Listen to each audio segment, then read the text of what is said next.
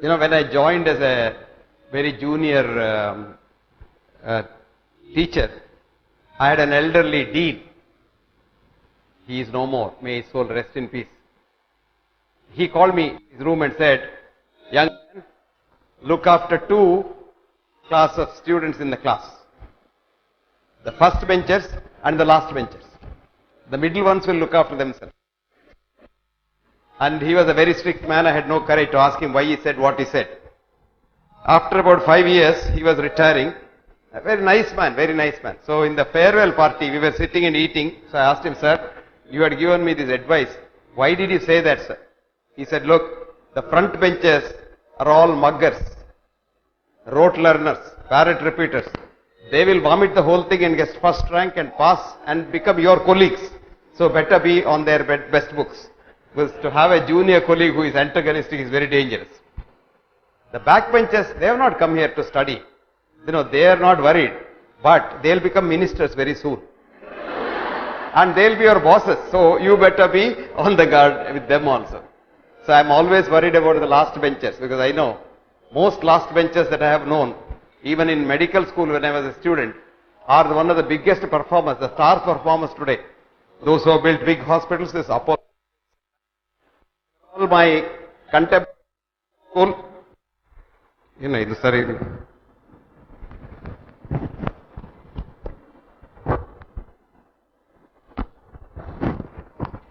Contemporary medical school, and they took very, very experienced doctors they were. They took a long time to, get into the profession. Now, mental health day. Why a separate day for mental health? Heart health day, lung health day, Father's day, Mother's day. Do you know why this happens? We have not understood it. Each one of these days is a business venture. Now, for example, I'll give you an example. Heart day. Was it recent? Heart day was there? Where people are made to run. Who sponsors this run? The drug companies, the instrument companies, and hospitals. You think they are so good that they have come and philanthropic idea of helping people that they money fund it? No, no, no. It is a very good business investment. All of you, let us say now run from here to Dharmasthala. Do you know what happens? Quite a few of you who don't have exercise tolerance will become breathless. If you have exercise tolerance, supposing you have been running every day, nothing happens to you. Supposing you are running for the first time or running once a year for the heart day, you become breathless. The minute you become breathless, then your neighbor suggests, breathlessness may be the early sign of heart disease. So there is already a bunting for heart day special checkup at concessional rate of 1,500 rupees. Now that 1,500 rupees is what you deposit. What happens? First thing they do is they take what is called an ECG. Have you heard of the ECG or the EKG as the Americans call it? You think, oh, the doctor is very wise. He looks at it and says, oh, it's normal, absolutely regular sinus rhythm. Both the doctor is wrong and you are also taken for a ride. Because this is only an artifact. Every human cell, how many cells are there in the body? Any biology students here? Anybody wants to answer, raise the hand. And no answer can be wrong. They are not nearly correct, but they can be, they are not wrong. Every answer is a new thought. 10 cells, 15 cells? No? Millions? Billions? Trillions? Oh, good. All of you are right. They have to be millions. They have to be trillions. Anyway, about 50 to 100 trillion cells are there in the human body. On the day you were born, how many cells were there? On the day you were made in the mother's womb? One cell. Good. Who's that girl? Good girl. Stand up. What is that cell called? Zygote. That girl she must get the first rank. That little zygote is a fusion of the father's spermatozoon with the mother's ovum, and that cell is an individual. Did you know that? And that cell has a beautiful mind, brain. What is that called? membrane, not membrane, membrane. There is a brain in each cell there is a brain. Brain is not in the, mind is not in the head, it is in every cell. You had a mind on the day you were made in your mother's womb, and you get a connection. Have you seen a television picture? Of course you have. Let us say you switch on the television. Lata Mangeshkar is singing. No, you are not seeing the singer. So let us say Hema Malini is dancing. Is Hema Malini in the box?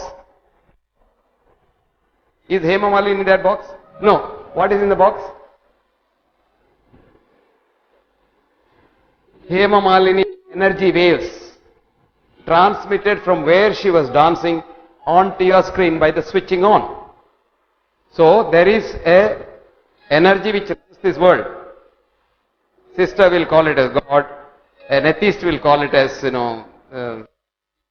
anybody can call it as anything. But I would like to tell you that energy runs this world.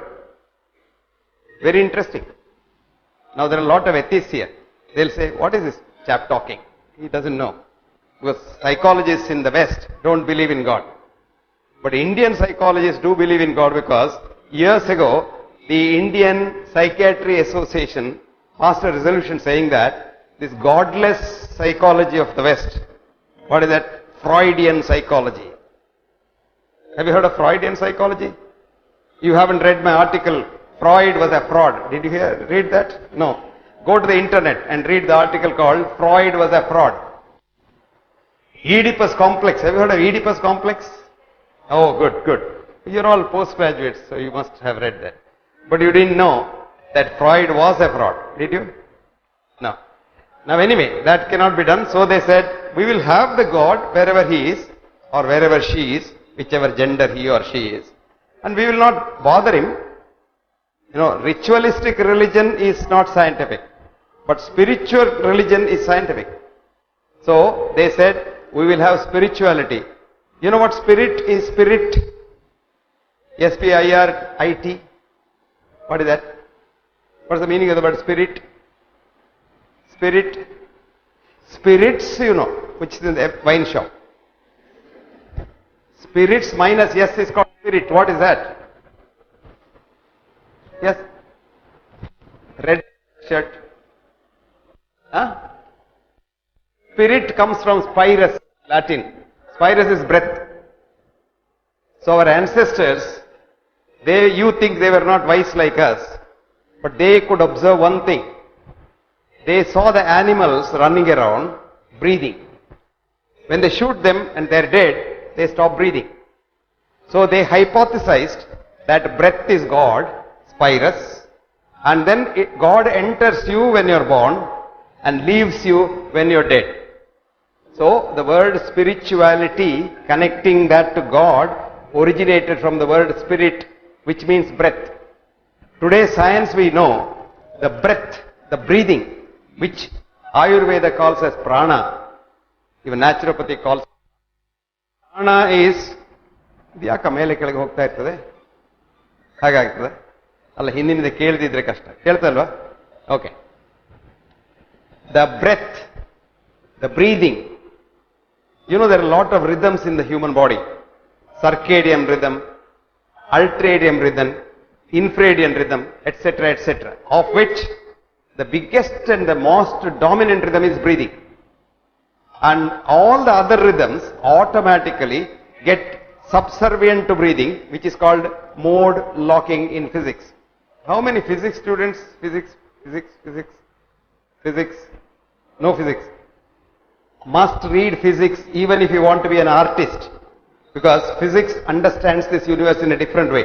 Not the conventional physics you are taught in school, the real physics. What you are taught in school and college is the old, ancient, what is called particle physics. And our teachers don't want to change it because their notes which have to be rewritten. That's the problem with them. Particle conventional physics, solid physics died in 1925 when a student in the class in Zurich Polytechnic, 1925, a student in the class, like this girl who knew zygote, and who was the teacher? Albert Einstein. which according to your textbooks is the greatest brain in the world, is a physicist, he is this, that. He's not a physicist, he is a clerk in the patent office. But anyway, he is being made as a god. History is a very peculiar thing. What is history? History is what the historian writes. You want to sell somebody today, you can sell them as anybody. You want to decry the same person, you can decry with anybody you like. But it only requires who is writing the textbook. You must see Indian history. If you see the history, there is only one man in India, that is Jawaharlal Nehru. The history, present history. But if you write the real history, there was only one man who was against India, that was Jawaharlal Nehru. That is, this is the two sides of it. A very good lawyer like Jethmalani, you give him a biodata, he will present him in such a way that he should be given the path. But if you give the same thing and tell him, I want to win this case, he will picture him like a demon, he has to be sent to the gallows. Same data. That is why statistics is called, what's it called? Science without sense.